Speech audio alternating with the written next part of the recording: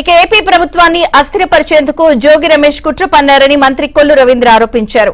YCP ఎన్ని కుట్రలు చేసినా ప్రజలు నమ్మే పరిస్థితి లేదన్నారు. జగన్ కులాల మధ్య చిచ్చు పెట్టాలని చూస్తున్నారన్నారు. నకిలీ మద్యం వ్యవహారంలో ఎవరేమన్నా చేసినా ఉపేక్షించేది లేదు అంటున్న మంత్రి కొల్లు రవీంద్రతో మా ప్రతినిధి పూర్ణ ఫేస్ టు ఫేస్.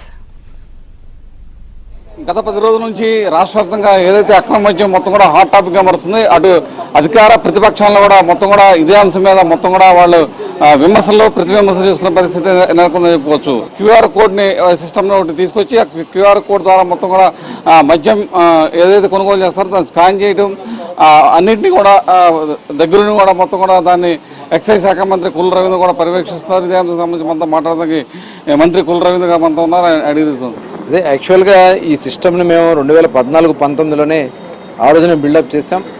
ఆ రోజున అవన్నీ కూడా చాలా ట్రాన్స్పరెంట్గా చేసాం. ప్రతి షాప్లో కూడా ప్రతి బాటిల్ స్కాన్ అయ్యే విధంగా డిపోలో కానీ డిస్టరీలో కానీ ఎక్కడి నుంచి అది చేసినా ఎక్కడికి వెళ్ళినా కూడా స్కాన్ చేస్తే ఇమీడియట్ తెలిసే కార్యక్రమం చేశాం.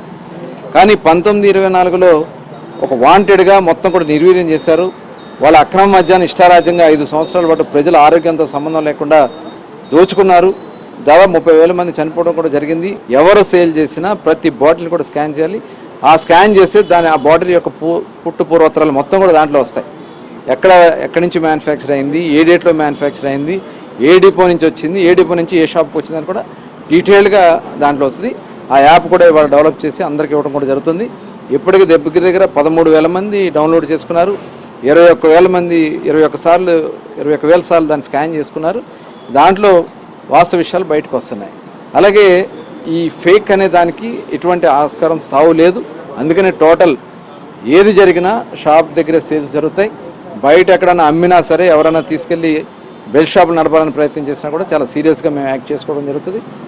దాని మీద అవసరమైతే వీడియో యాక్ట్లు పెట్టైనా సరే ఇది కంట్రోల్ చేస్తాం. అంటే ఒక బీసీ మాజీ మంత్రిని టార్గెట్ చేశారని చెప్పి నిన్న జోగి రమేష్ గారు చెప్తున్నారు. ఇప్పుడు ఇందులో కులాలు ఏంటండి, మతాలు ఏంటండి? ఇదేమన్నా ఒకళ్ళే తాగుతారా, ఒక మతం వాళ్ళే తాగుతారా, లేకపోతే ఒక కులం వాళ్ళే తాగుతారా? ఎవరైనా దుర్మార్గాలు చేస్తే ఖచ్చితంగా వాళ్ళు కుల మతాలతో సంబంధం లేకుండా యాక్షన్ తీసుకోవాల్సినటువంటి అవసరం ఉంది. నిన్న వచ్చినటువంటి వీడియో ఎవరైతే జనార్దన్ ఇచ్చినటువంటి వీడియోలో ఆయన డీటెయిల్స్ అన్నీ కూడా చెప్పడం జరిగింది. దాని మీద కూడా ఇవాళ మేము సిట్ ఉంది కాబట్టి సిట్ విచారణ చేస్తూ ఉంది. అందుట్లో దొరికిపోతామని కాబట్టి కులాన్ని రెచ్చగొట్టాలని ఒక దుర్మార్గమైనటువంటి ఆలోచన కాకపోతే ఇంకేమంటారండి? ఇది మీరు అక్రమంగా చేశారు, ప్రభుత్వాన్ని అస్థిరపరచాలని ప్రయత్నాలు జరుగుతున్నాయి. దానికి ఆధారాలు ఎవరో మామూలుగా చనిపోయినా కూడా ఆ చనిపోయింది కూడా కేవలం ఈ మద్యం తాగి చనిపోయారని చెప్పి ఫేక్ ప్రచారాలు చేస్తూ సాక్షి టీవీలో, బ్లూ మీడియాలో, సోషల్ మీడియాలో ఒక తప్పుడు ప్రచారాలు చేసినటువంటి విధానం చూసాం. అందుకనే ప్రతిదీ ఎఫ్ఐఆర్ కట్టాం. ఎవరు ప్రచారాలు చేస్తారో వాళ్ళందరి మీద కూడా చర్యలు తీసుకుంటా కూడా రెడీగా మేము ఉన్నాం. సాహిత్య పూర్ణ ఏబీ నామజ్యోతి.